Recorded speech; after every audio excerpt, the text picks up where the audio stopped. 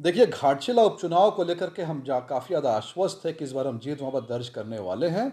इसके बहुत ज़्यादा कारण है। सबसे पहला तो वहाँ हमारा जो कैंडिडेट है श्री बाबूलाल सोरेन जी, अगर आप पता करेंगे तो पिछले 10-15 सालों से बाबूलाल सोरेन जी लगातार वहाँ पर एक्टिव रहे हैं, जनता से घुले-मिले हैं, वहाँ के सुख-दुख में उनके साथ रहे हैं।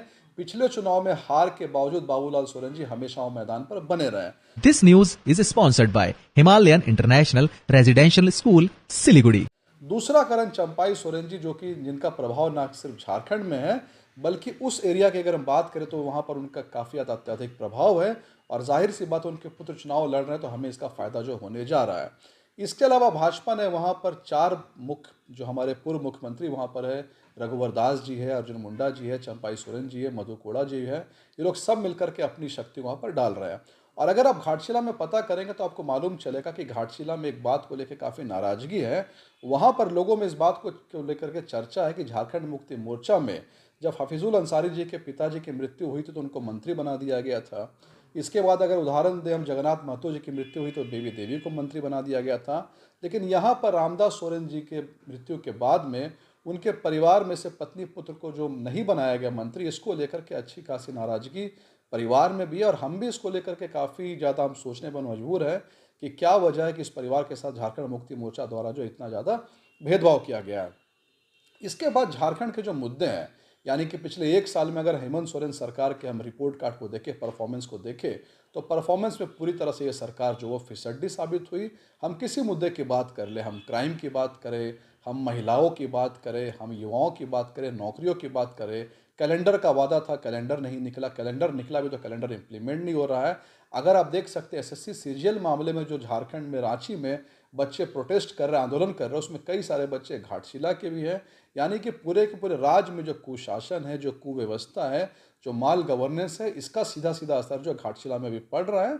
और घाटशिला की जनता में कहीं न कहीं इस बात को लेकर के रोष है कि सरकार में जो सरकार के इस तरह से समझ सकते हैं कि एक झांकी है, एक सब इलेक्शन बाय इलेक्शन है, यहाँ पर इनको करारा जवाब जो घाटशिला की जनता देने के लिए जा रही। और एक बहुत महत्वपूर्ण बात यह है कि अगर आप वोट शेयर की बात करेंगे तो आप देख सकते हैं पिछले विधानसभा में भले भाजपा वहाँ से हार गई थी, पर भाजपा का जो वोट नंबर था 75,000 वोट्स, ये अब तक सबसे ज़्यादा हाईएस्ट था। तो चूंकि वहाँ पर भाजपा को पिछले बार जिस हिसाब से वोट मिले और उसके बाद से लेकर के आज तक जितनी चीज़ें हुई, तो इसको लेकर के हमें पूर्ण आश्वस्त हैं हम पूरी तरह से कि इस बार घाटशिला की जनता भाजपा को, बाबूलाल सोरेन को, कमल को अपना जो आशीर्वाद देने के लिए जा रही है। जेएमएम के लोग बोल रहे हैं कि बताइए, उपचुनाव में भी 40-40 स्टार प्रचारकों को, केंद्रीय मंत्रियों को बुलाना पड़ रहा है।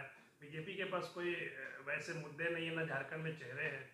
देखिए, भारतीय जनता पार्टी एक काडर बेस्ड पार्टी है। सिर्फ यहाँ पर हम तो बात कर रहे हैं विधानसभा असेंबली के बाई इलेक्शन की, लेकिन अगर भाजपा का स्टाइल ऑफ फंक्शनिंग देखेंगे तो भाजपा एक म्यूनिसिपल के इलेक्शन में भी अपने बड़े बड़े नेताओं को उतारती है।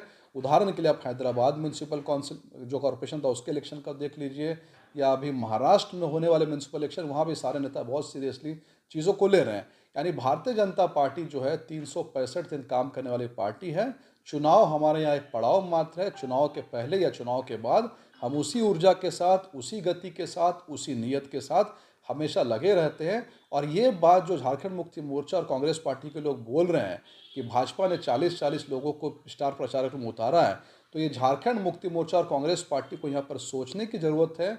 उनको आत्मविश्लेषण करना चाहिए कि भाजपा सही मायनों में हर चुनाव को, चाहे छोटा चुनाव हो या बड़ा चुनाव हो, उनको बहुत सीरियसली लेती है।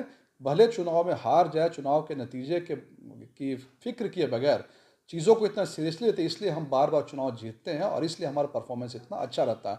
वहीं दूसरी तरफ इनके नेता कामचोरी करते हैं, आलसीपना करते हैं, घर से बाहर नहीं निकलेंगे, 5 साल के बाद ये आएंगे और हार जाएंगे तो हार जाने के बाद में ईवीएम को, चुनाव आयोग को ये दोष देना चालू करेंगे। तो हम तो समझते हैं ये हमारा स्ट्रेंथ है कि हमारे इतने नेता एक बाई इलेक्शन में भी यहाँ पर आने को तैयार है।